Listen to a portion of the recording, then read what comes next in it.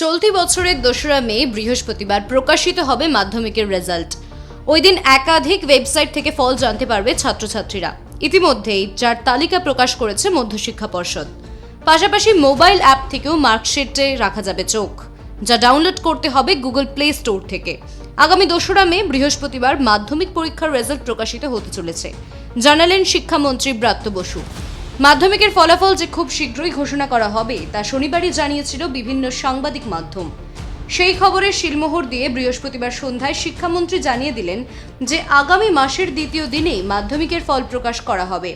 1 মে এমনিতেই ছুটি থাকে, তাই 2রা মে প্রকাশিত হবে মাধ্যমিকের ফলাফল।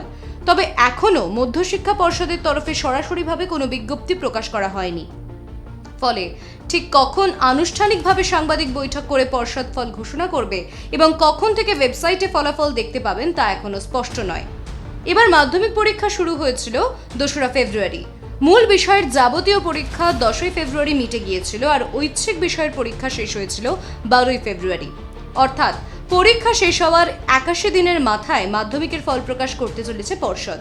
2023 সালে 76 দিনের মাথায় মাধ্যমিকের রেজাল্ট প্রকাশিত হয়েছিল, আর 2019 সালের লোকসভা নির্বাচনের সময় 88 দিনের মাথায় মাধ্যমিকের ফলাফল প্রকাশ করেছিল পর্ষদ। রেজাল্ট ঘোষণার কতদিন পর মার্কশিট ও সার্টিফিকেট পৌঁছাবে সেই বিষয়টি নিয়ে আপাতত পর্ষদের তরফে কিছু জানানো হয়নি। তবে পর্ষদ সূত্রে খবর, দিনের দিনই মার্কশিট ও সার্টিফিকেট দেওয়া হবে। অর্থাৎ 2রা মে যখন আনুষ্ঠানিকভাবে মাধ্যমিকের ফলাফল প্রকাশিত হবে, সেদিনই পর্ষদের নির্দিষ্ট ক্যাম্প অফিস থেকে মার্কশিট ও সার্টিফিকেট বিলি করা হবে বলে জানিয়েছেন পর্ষদে।